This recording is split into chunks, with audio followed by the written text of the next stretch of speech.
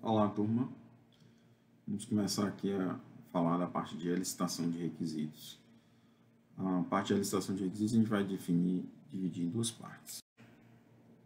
Então, quando a elicitação de requisitos não está acontecendo de uma forma ideal em um projeto, a gente pode acabar ouvindo esse tipo de frase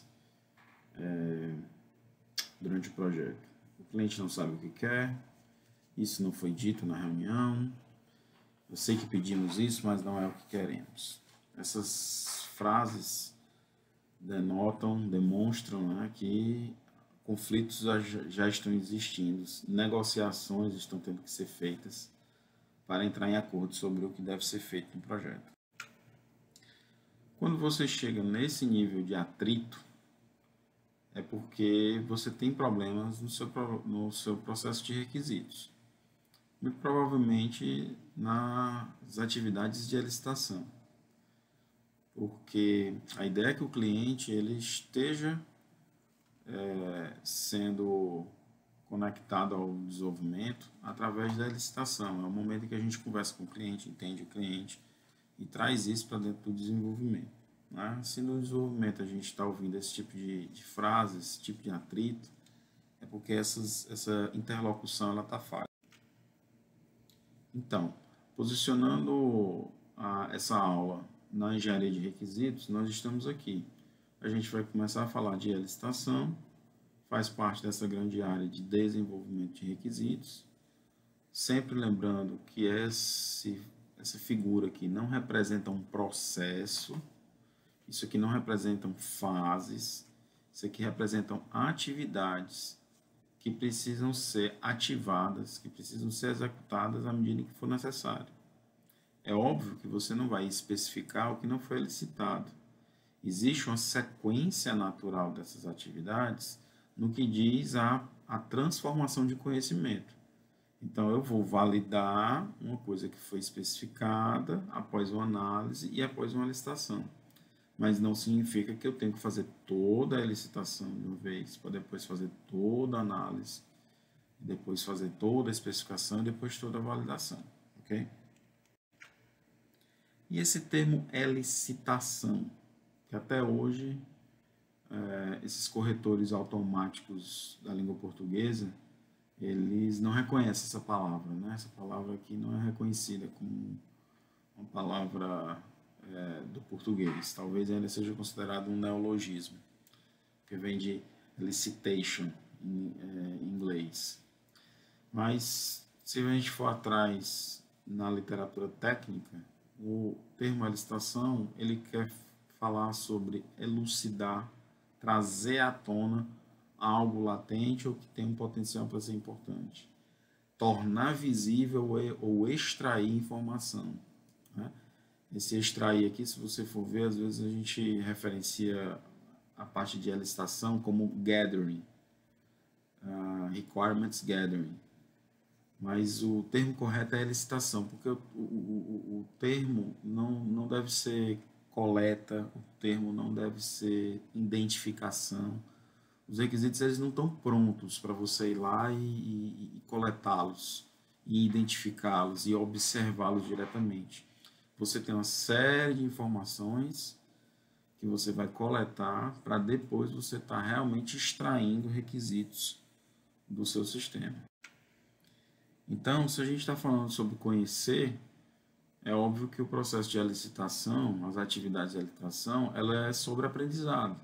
E o que a gente vai aprender? Vai aprender basicamente sobre três coisas importantes.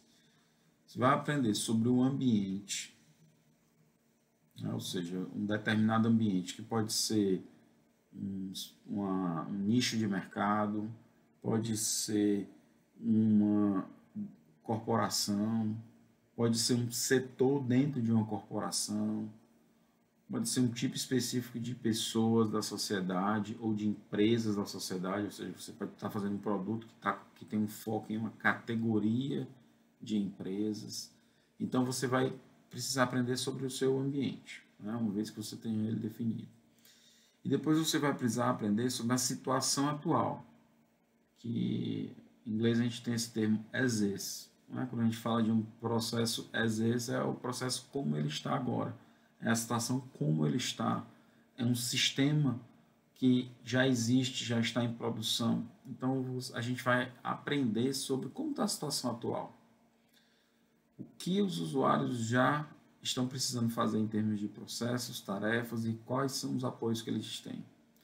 E aí a gente também vai aprender sobre a situação desejada, que a gente em inglês usa esse termo to be, né? Então é o processo to be, ou seja, o processo que eu quero, o que vai ser.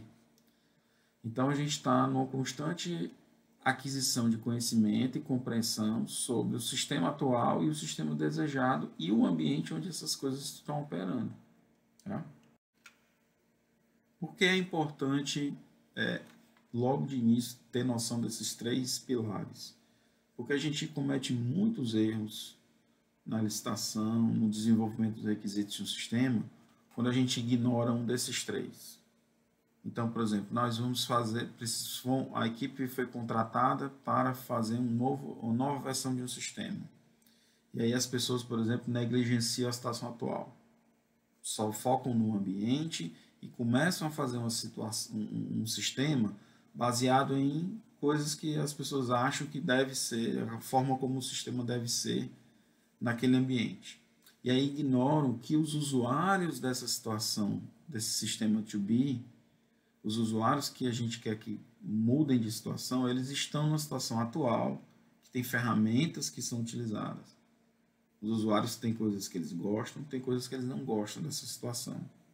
Tem coisas que eles até podem não gostar, mas eles sabem que são importantes e eles sabem que precisam ser mantidas. Então, você negligenciar a situação atual é um perigo. Obviamente que você não vai negligenciar a situação desejada, porque você vai fazer um novo sistema. Mas, por exemplo, você pode ter equipes de desenvolvimento que decidem apenas fazer uma atualização, uma modernização da situação atual para fazer algumas correções de bug dentro dela e transformar isso numa situação desejada. E, de repente, isso pode não ser a necessidade dos usuários. Os usuários podem realmente estar precisando de uma ruptura, de um sistema novo, de uma nova plataforma. Então, é importante entender as duas situações. E, por fim, não é possível ignorar o ambiente. Então, muitas vezes, os profissionais de TI, eles se apegam demais ao sistema e consideram que o sistema é um ente separado que funciona de forma independente do ambiente. E aí isso aí causa muitos atritos. Por quê? Porque na hora da licitação, os profissionais de TI estão focados só no sistema, só nos processos atuais e esquecem de ter uma visão geral do ambiente. Porque muitas vezes é um ambiente que está impondo restrições, é um ambiente que está impondo regras, é um ambiente que está, por alguma questão até cultural, impedindo que aquela situação atual tivesse melhor. E aí, muitas vezes, você não precisa de novas linhas de código. Você só precisa de processos, mudanças de processos, mudanças de atitude em relação ao sistema que vão ser resolvidas no âmbito do ambiente. Então, vocês devem estar começando a pensar, professor, essa é licitação de requisitos ou é terapia organizacional? Bom, eu posso dizer para vocês que quando um profissional de TI, profissional de requisitos, vai para uma empresa, vai para um ambiente, para conversar com as pessoas sobre a situação atual, tem algumas semelhanças com uma sessão de terapia. Então, essa situação toda que precisa ser mapeada, que precisa ser identificada, que precisa ser conhecida, ela é um processo de aprendizado que ele é um processo difícil. Todo processo de aprendizado é difícil. Voltando aqui, por exemplo, se os profissionais de requisitos que forem trabalhar, eles, por exemplo, já conhecerem o ambiente, já ajuda bastante. É uma coisa a mais que você não precisa aprender, porque você já conhece o domínio. Então, é muito natural que você tenha analistas de requisitos que já são especializados. Por exemplo, aquela analista ela é especializada na área médica, ou na área contábil, ou na área de direito tributária, porque você tem uma série de sistemas que dão apoio a todos os espectros das atividades da sociedade. Então, é natural que você tenha essa especialização. Então, alguns aprendizados podem ser mais fáceis, mas você vai sempre ter que aprender sobre a situação atual. Então, algum nível de aprendizado sempre existe em qualquer projeto de software. E é difícil você estabelecer um caminho único, absoluto. Comece entrevistando os usuários, ou comece lendo a documentação do sistema legado. É muito difícil você estabelecer esse caminho. Você tem uma série de fontes de informação e é da experiência prática e do jeito de abordar que cada profissional de requisitos vai ter que criar na sua carreira, né? Então, cada um vai ter que criar a sua forma de aprendizado. Tá? É uma atividade de licitação que, como ela envolve comunicação e falar com as pessoas e entender de ambiente, entender de questões culturais, ela é muito suscetível a erros, né? Então, assim, muita coisa pode ficar de fora na primeira rodada e elas são muito intensas em comunicação. Então, voltando novamente à questão da comunicação aqui, que ela é essencial no perfil da pessoa de requisitos. Comunicação oral, comunicação escrita. Então, assim, saber escrever um e-mail para capturar informações de uma pessoa, convencer as pessoas a estarem participando de atividades como entrevistas, grupos focais, etc. Tá? E aí existe uma série de coisas para a gente estar aprendendo sobre aqueles 3 pilares: usuários, negócios, regras, restrições, funções, metas, ambiente, tudo isso aqui relacionado àqueles 3 pilares.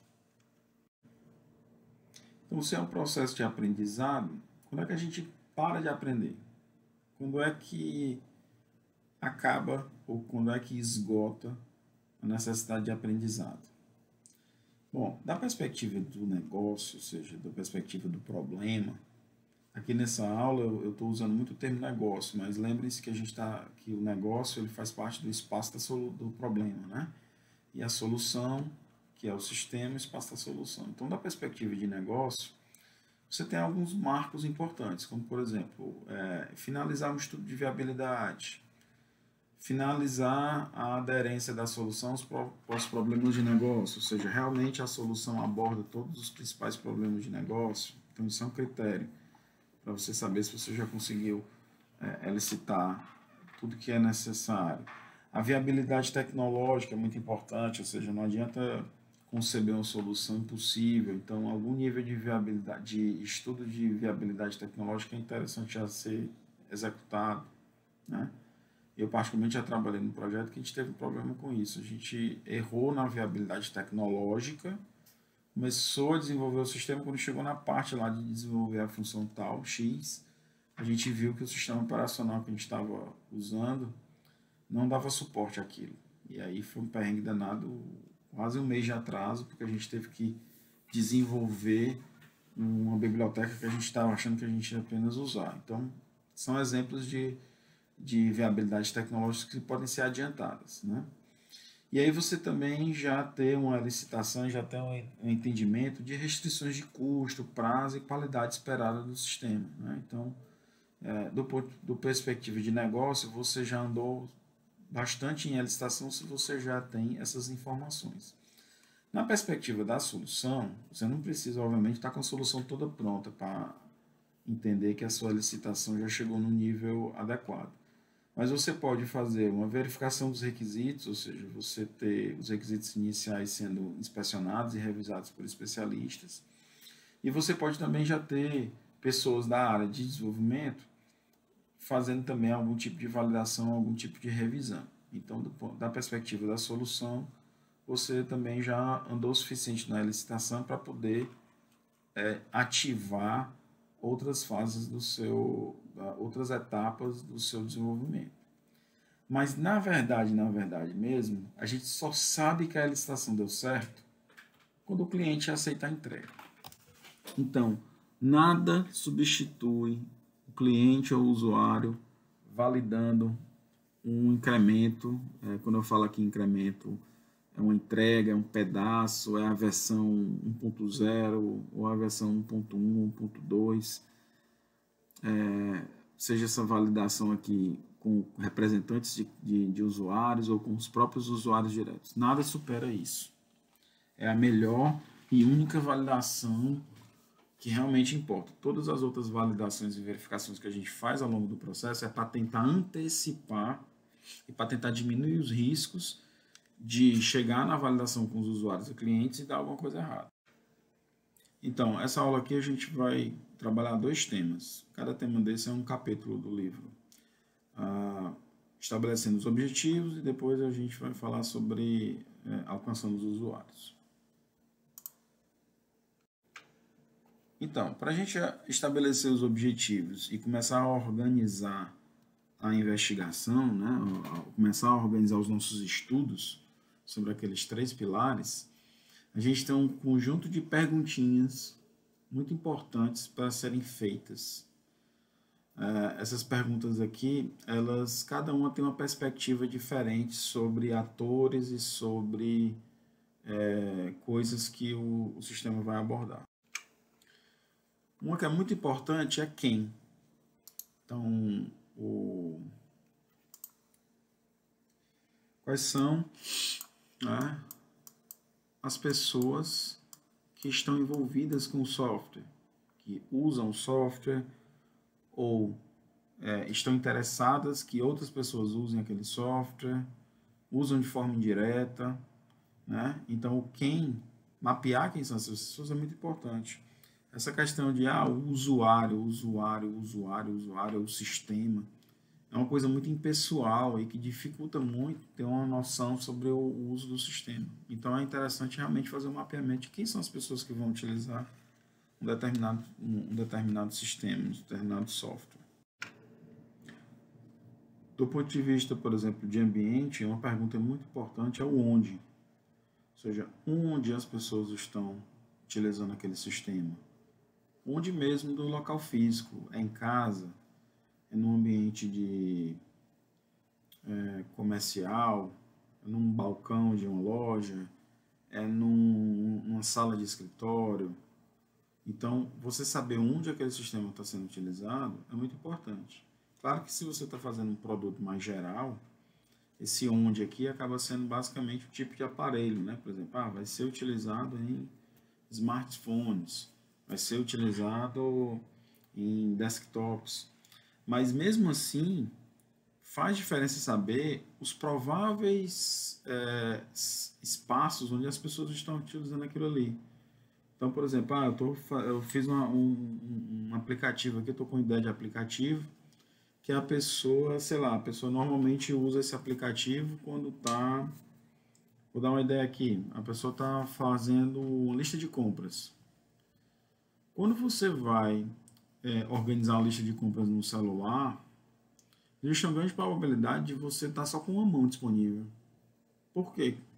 Porque você está lá mexendo no seu armazém, lá na sua despensa, abrindo a sua geladeira ou abrindo algum armário e está olhando e preparando a sua lista de compras. Então, se você tem um aplicativo que, por conta do design dele, precisa que você utilize as 2 mãos, ele é difícil de você utilizar só com a mão, e quando a gente usa uma coisa só com uma mão, a gente está basicamente falando do polegar, né? Ou seja, você segura o celular e fica com o polegar fazendo várias coisas.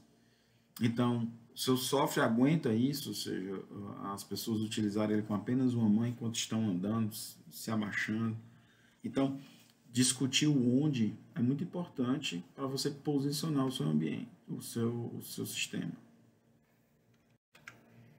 E por aí vai. As outras perguntas são nessa linha. Por exemplo, o que? Ou seja, o que as pessoas estão fazendo? Né? Ou seja, o que elas querem atingir? Qual é a tarefa que elas querem que seja executada? A pessoa quer criar uma lista de compras, a pessoa quer pagar uma conta pela internet, quer pagar um boleto, quer mandar uma mensagem para a tia, quer mandar uma mensagem para os amigos. O que a pessoa está querendo fazer? Então, você vai perguntar sobre o que é feito atualmente e o que é desejado ser feito. Tá? As perguntas quantos são mais quantitativas para você estar quantificando os processos, ou seja, eu preciso emitir uma nota fiscal. Legal e tal. Quantas notas fiscais são por mês? Isso eu já trabalhei num projeto que tinha notas fiscais eletrônicas para serem emitidas. Aí, são 300 mil notas, são 300 mil notas fiscais por mês. Não, desculpa, 300 mil, não, 300 mil era 300 mil reais em notas fiscais. A quantidade de notas fiscais era mais baixa, era na faixa de 1.000 a 2.000 notas fiscais.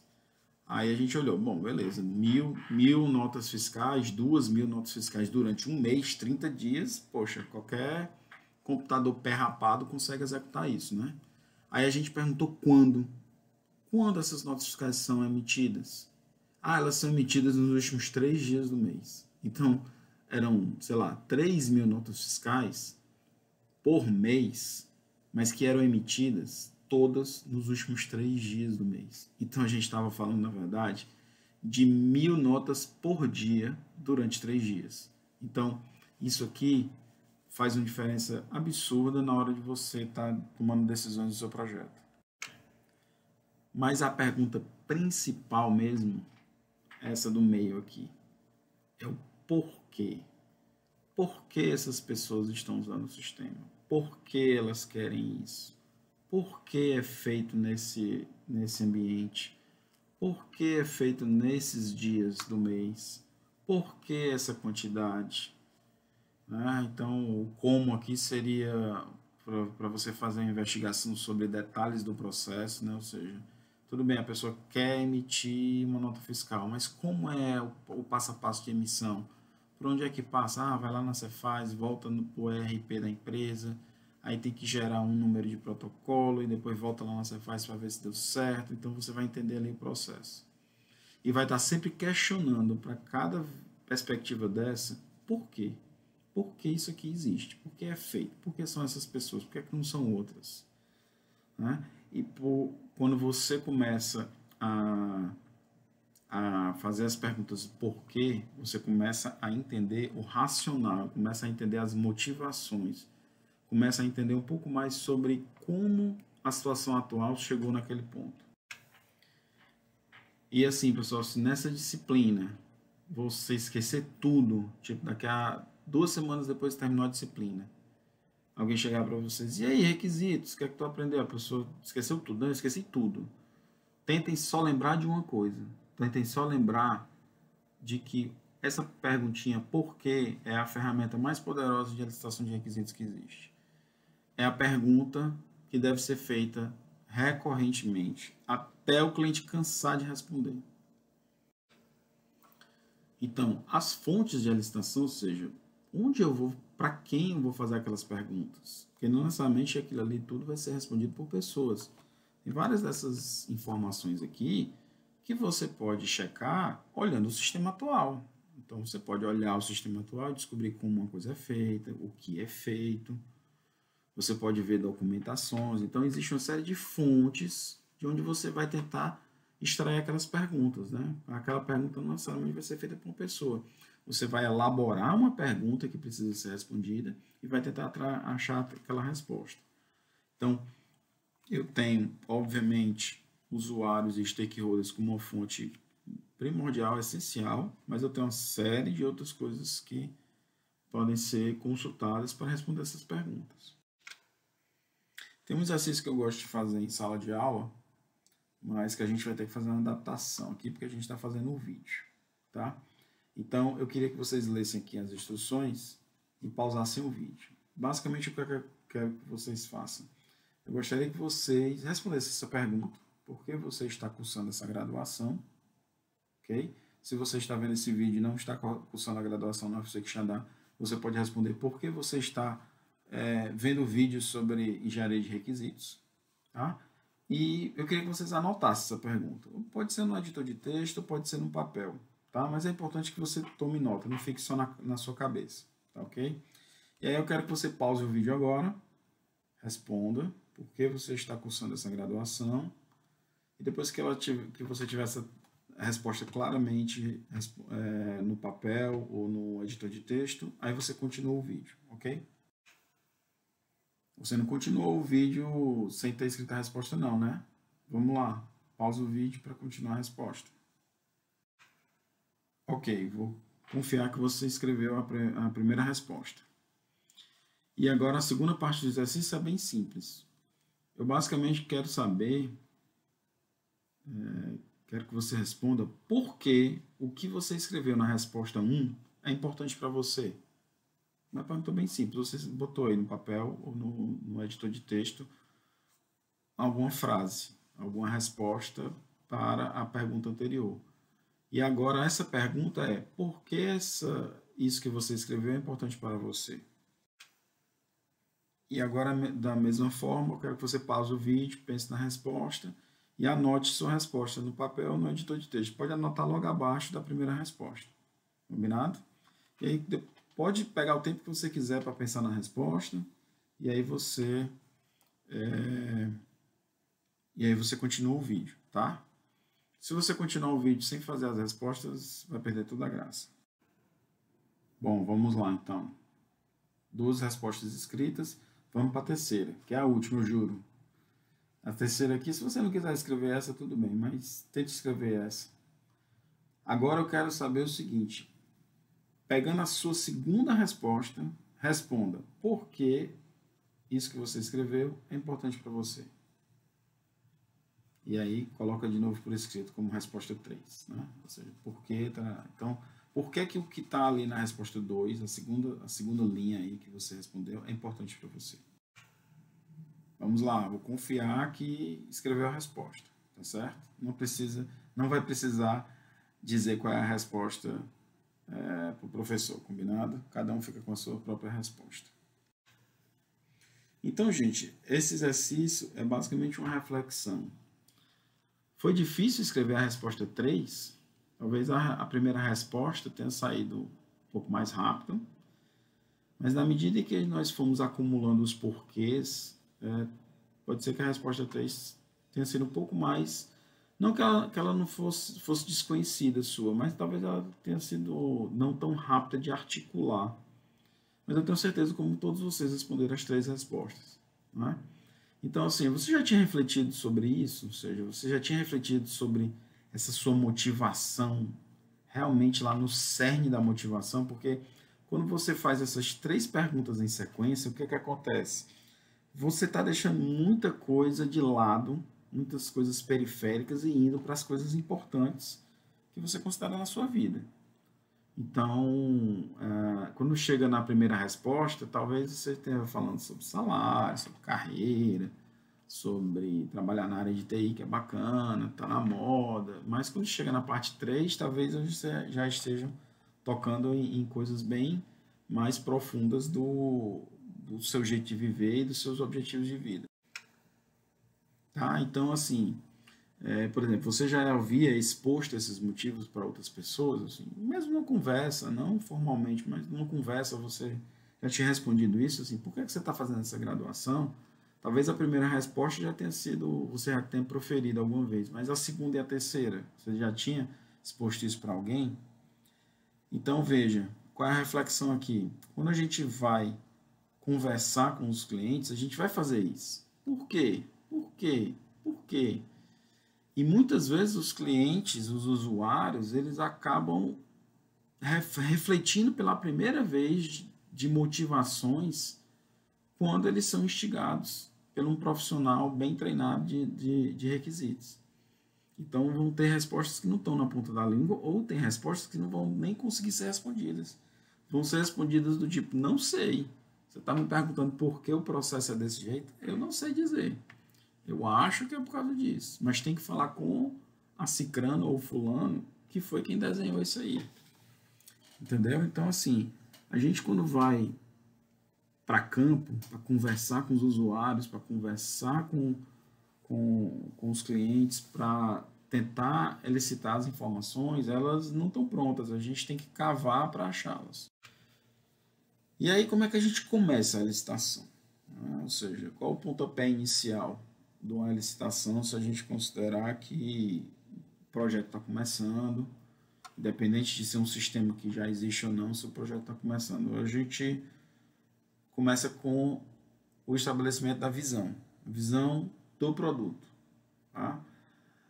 É uma boa prática para a gente iniciar o desenvolvimento dos requisitos, ou seja, a gente declara os objetivos de alto nível, qual é a estratégia do negócio, qual é a estratégia daquele produto especificamente ou daquele projeto que vai ser desenvolvido.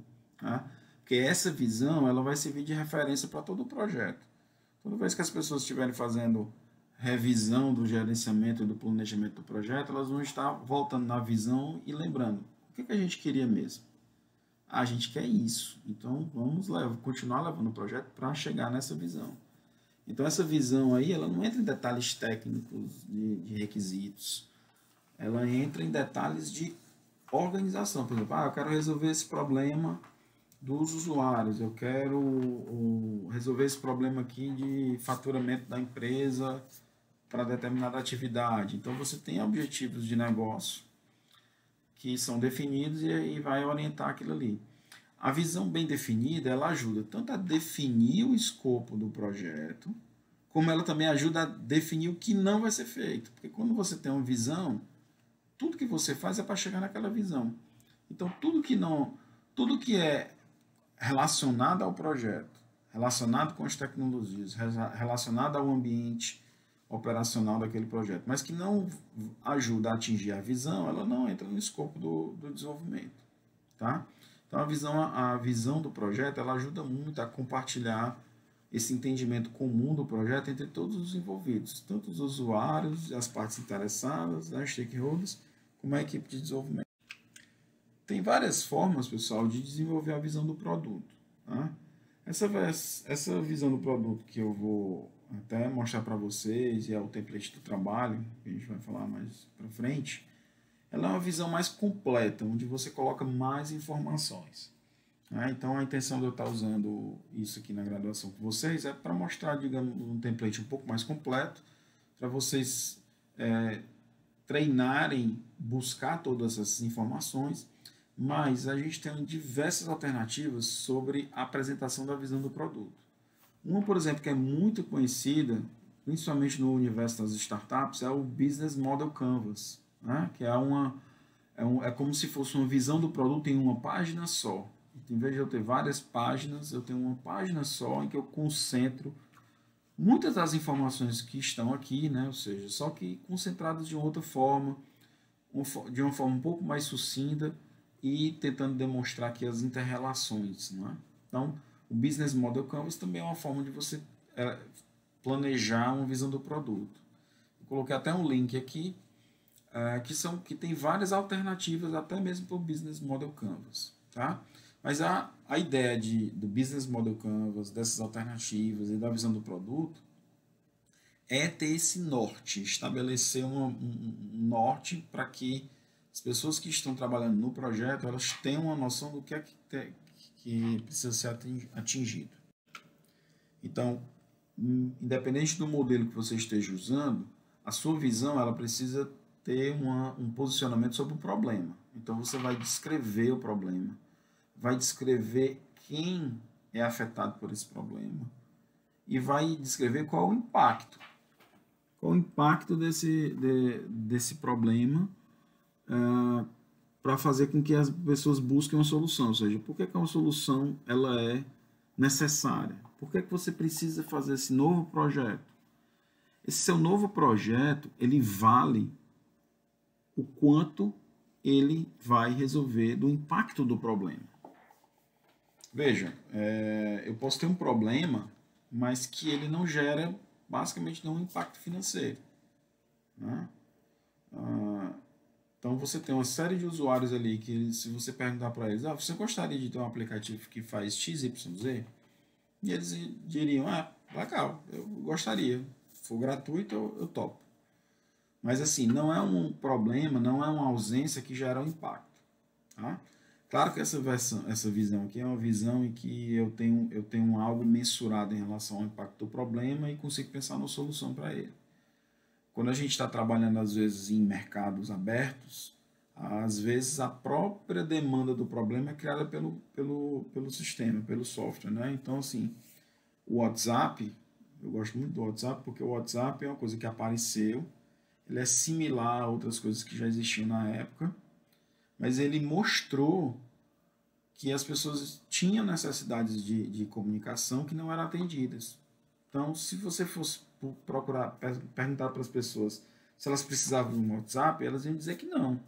Não preciso de um aplicativo para mandar um sticker, uma figurinha para o meu primo ou para minha prima. Mas depois que você tem aquilo ali na mão, você começa a ver como aquilo é importante e começa a perceber muitos usos em cima daquilo ali, tá?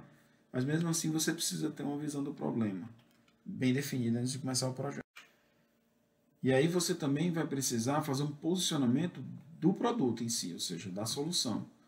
Então, em cima daquele problema que foi mapeado, você vai filtrar clientes específicos, ou seja, um grupo de clientes ou um nicho de mercado que você vai atuar. Você vai escolher uma necessidade ou uma oportunidade dentro daquele problema maior e vai criar um produto, categorizar esse produto, vai dizer qual é o principal benefício dele e por que é que as pessoas vão comprá-lo ou vão usá-lo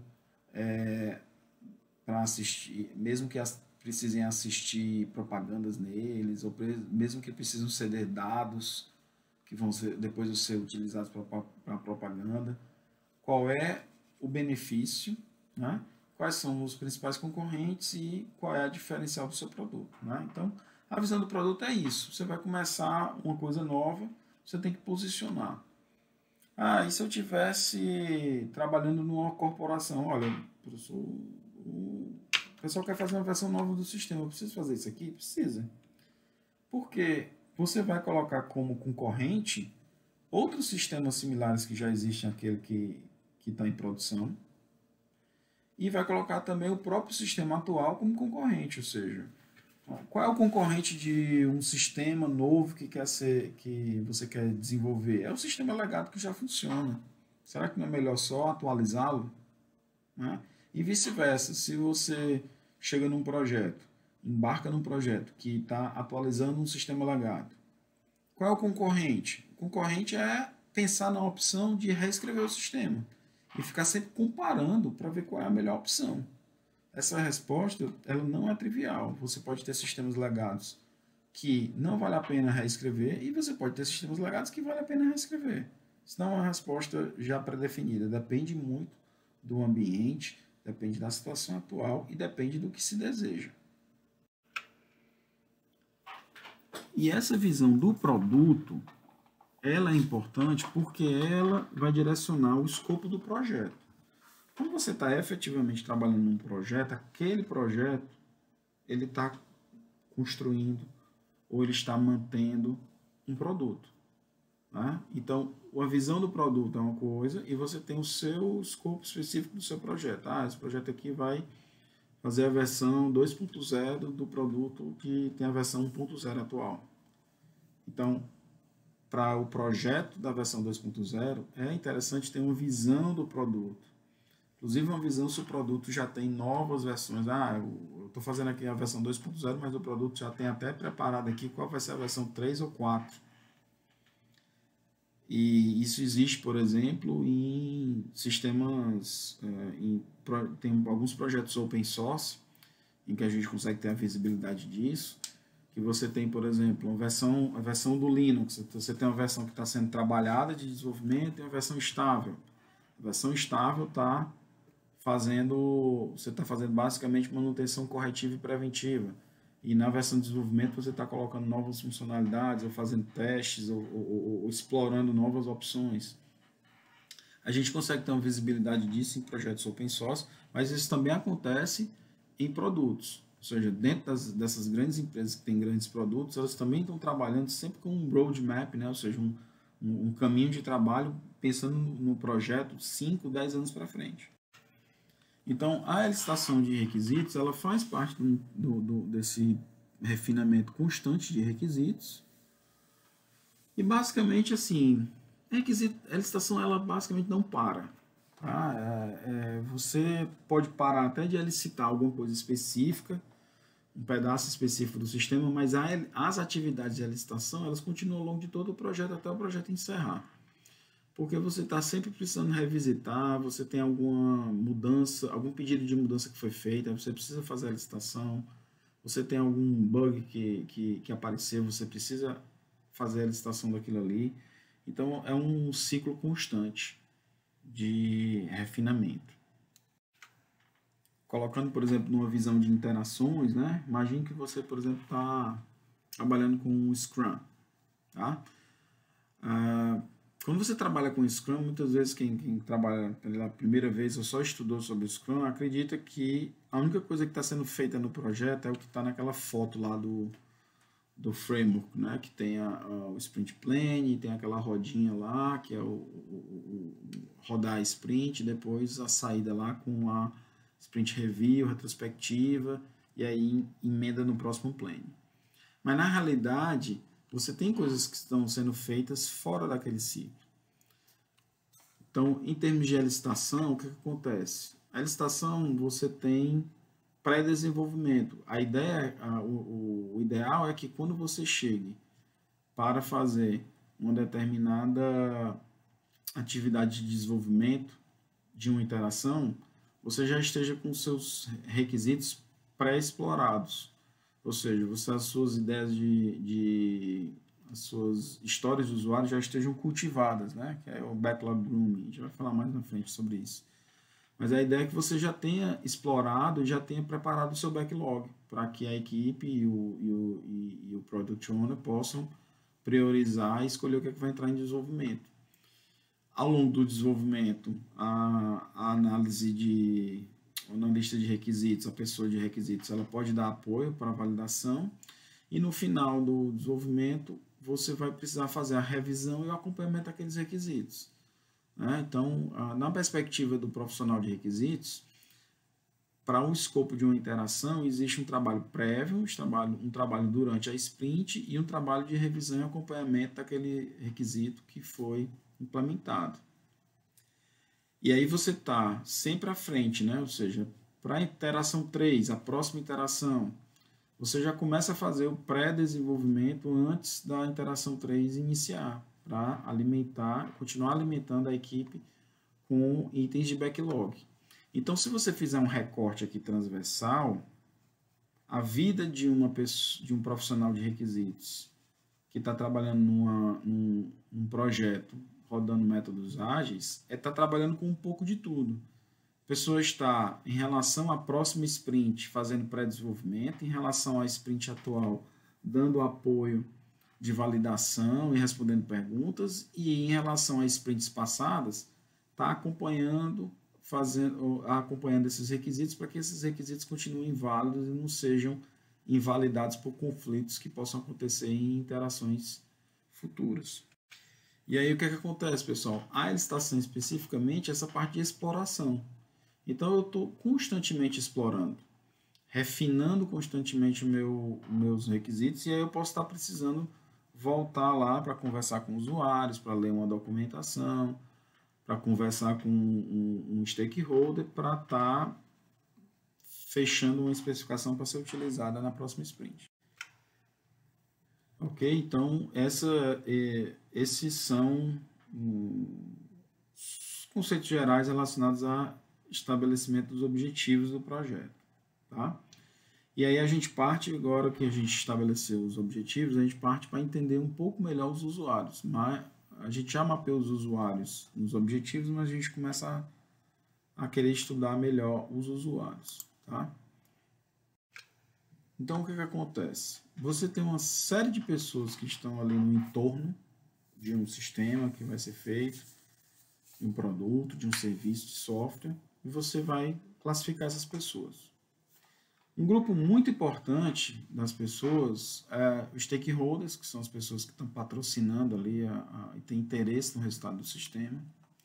Esses stakeholders eles podem ser do tipo apenas patrocinadores mesmo, ou seja, pessoas que são acionistas da empresa, investidores anjo, etc. Ou são pessoas que são da área de regulação, do setor onde aquele sistema vai funcionar. Você tem os clientes, que são pessoas que realmente vão utilizar o sistema ou ter retorno financeiro relacionado àquele sistema. Esses clientes, eles se classificam ainda mais entre usuários e os que não são usuários, né? Ou seja, eu posso ter um cliente que não é usuário, nem mesmo indireto, ou seja, por exemplo, um gerente de um determinado setor que precisa que um determinado serviço ou sistema seja feito. Ele vai ser um customer, mas ele não é um usuário, ele é só um cliente. E por fim eu tenho os usuários diretos e indiretos, né? O que é um usuário direto? O usuário direto é aquela pessoa que efetivamente faz algo no sistema, e os indiretos são pessoas que ou alimentam o sistema com dados ou pegam dados que são processados pelo sistema, ou seja, a pessoa que usa um outro sistema externo, mas que esse sistema utiliza dados desse sistema direto, tá? E aí, por fim, esses usuários ainda podem ser classificados em interesses. Então, você tem as classes de usuários que são prioritárias, né, que são os favoritos, são as pessoas que vão ser favorecidas. São, por exemplo, os usuários premium, usuários que pagam um plano, ou então usuários que têm algum tipo de importância para você, porque você não quer que eles, por exemplo, deixem de usar o sistema. Então, eles são usuários favorecidos. Você tem alguns usuários que não vão ser tão favorecidos, por exemplo, usuários que usam pouco o sistema, ou usuários que não pagam, ou seja, usam as versões gratuitas, por exemplo. E você tem também outros tipos de classe, né? A classe de usuários ignorados são, por exemplo, curiosos, ou pessoas que usam eventualmente o sistema. Então, essas pessoas aqui não são importantes. Para você ter uma ideia da diferença aqui, é só se você usa se você consome algum tipo de serviço e paga mensalidade por ele, por exemplo, Spotify, ou Dropbox, ou Google, né? Se você tem um Google Account paga, você já nota, por exemplo, quando você manda um e-mail para o suporte, a diferença de tempo de resolução de algo quando você é um usuário pago ou não. E aí, John, como você vai categorizar isso aqui? Você vai atrás de informações sobre os níveis de acesso das pessoas, ou seja, a importância de acesso de cada pessoa, tarefas que essas pessoas executam, as funções que elas usam, frequência com que usam, experiência no domínio, quais são as plataformas. Então, tem uma série de critérios que é utilizado para você estar fazendo esse mapeamento. Tá? Um outro exemplo de classe favorecida, que não necessariamente são classes que pagam, por exemplo, Google Maps. O Google Maps, o uso muito importante dele é você achar coisas, né? Achar estabelecimentos, achar locais públicos. E aí você acha essas informações e você tem pessoas que deram notas, né, para aquele local, postaram comentários, ou você vê informações sobre aquele estabelecimento. Você vê, por exemplo, hora em que abre, pico de utilização. O que acontece ali? Ninguém paga pelo Google Maps, pelo menos os usuários comuns, mas você tem os usuários que ficam alimentando aquilo ali. Aqueles usuários são importantes para a Google. As pessoas que gostam de ir lá e dar uma nota, fazer um comentário, postar uma foto, essas pessoas, elas são importantes para o Google, e elas devem ter um tipo de tratamento diferente como classe de usuários de pessoas que usam o Google Maps eventualmente. Outra forma também de fazer a classificação dos usuários é, se você está fazendo um sistema que vai ser utilizado por uma organização, é você mapear os usuários de acordo com a estrutura organizacional. Porque muitas vezes a estrutura organizacional, ela é uma estrutura que se reflete nos processos da empresa. Né? Então, se a empresa ela é horizontal, vertical, se a empresa ela é projetizada, ou se ela é uma empresa dividida por departamentos, a forma como ela é dividida afeta muito a forma como os sistemas vão ser feitos. Quem são os customers, né? Ou seja, quem são os interessados naqueles sistemas, vai ser bem diferente. Se você não entendeu nada do que eu falei sobre empresa vertical, empresa horizontal, empresa projetizada, empresa departamentizada, vejam algum material sobre gestão de TI ou gestão de informação em empresas, que você vai ler um pouco sobre isso, tá certo? O recado aqui é, você precisa ter uma noção de como é a organização para classificar os seus usuários de acordo com essa organização. Você não vai impor uma organização, um fluxograma para a empresa. Você vai ver como ela é organizada e vai trazer isso para classificar também os seus usuários. Tá certo? Ah, professor, então para ser um profissional de requisitos tem que entender sobre questões organizacionais, entender um pouco sobre como as empresas se organizam, etc. Sim, tem que entender também. É por isso que essa disciplina de requisitos também é muito importante para o curso de SI. Agora, nem sempre, pessoal, a gente consegue, mesmo como analista de negócio, atingir diretamente os usuários. Não porque os usuários eles não estejam disponíveis, mas é porque você tem uma dificuldade mesmo. Por exemplo, imagine que você tem 500 usuários potencial para o seu sistema. Você vai entrevistar cada um? Você não consegue entrevistar cada um. Antes de você terminar de entrevistar cada um, já passou o tempo de entregar um projeto. Então a gente recorre a intermediários, pessoas que vão representar o usuário. E aí você tem uma série de formas de representação dos usuários, né?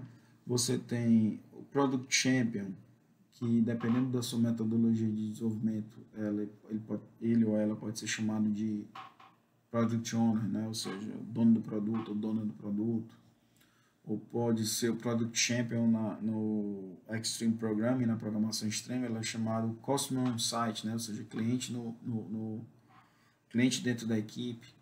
Ele é o Product Champion, a pessoa que vai responder pelo produto. Né? Um outro lugar também que você consegue bastante informação sobre usuários é nos helpdesks. Né? Então, imagine que você tem um sistema de tickets que recebe lá uma série de reclamações de usuários e você pode ir nesse helpdesk aqui. Esse helpdesk aqui não é uma pessoa, não. São as informações mesmo que foram coletadas no helpdesk.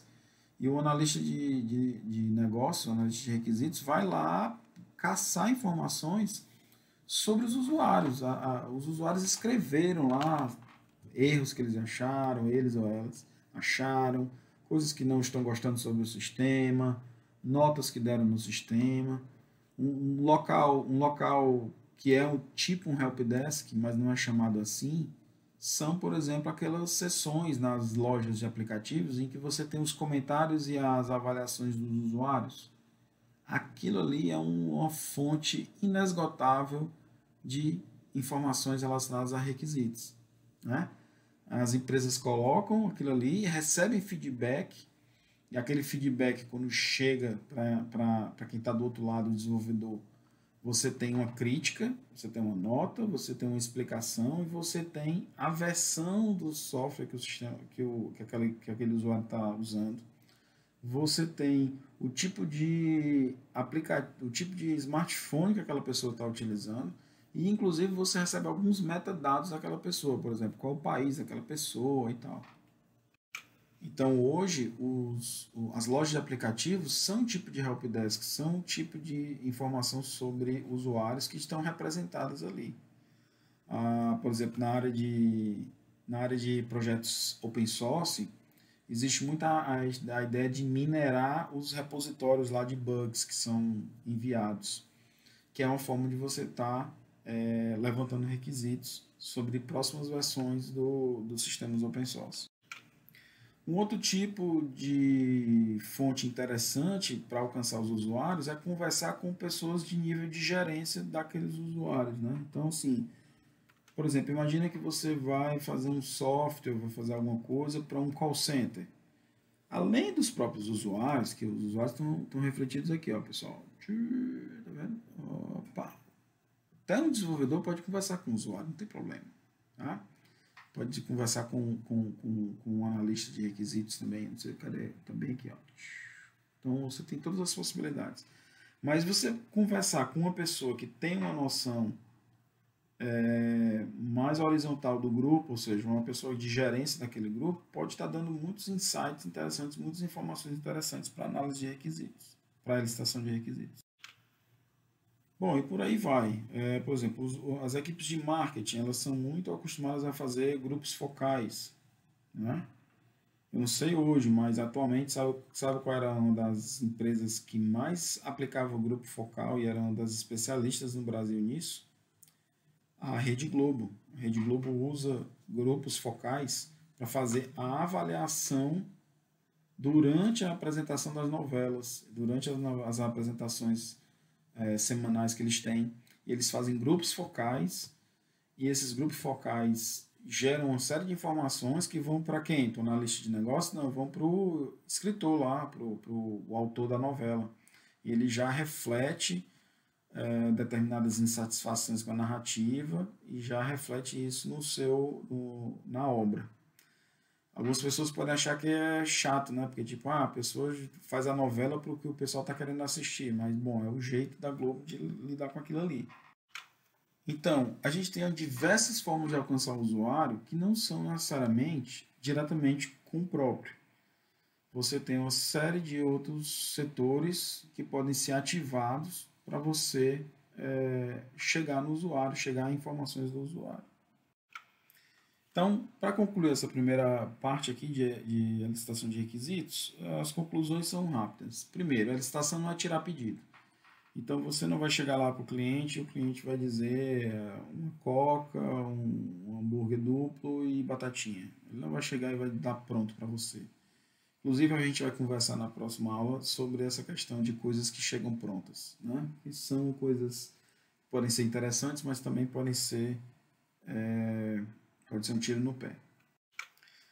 De forma geral, quanto mais energia for investida em definir os objetivos de negócio, eu não estou falando de investir energia em definir como é que o sistema vai ser. Estou falando em definir energia em mapear o problema, entender o problema. Quanto mais isso aqui for bem feito, mais chances você tem de sucesso do projeto, né? Porque você vai ter uma clara noção de onde você quer chegar e aquele objetivo é um objetivo que, além de ser viável economicamente, ele é factível. Tá? Se você mapear errado o problema que você está atacando, não vai dar certo. O projeto vai falhar e muito projeto falha por causa disso.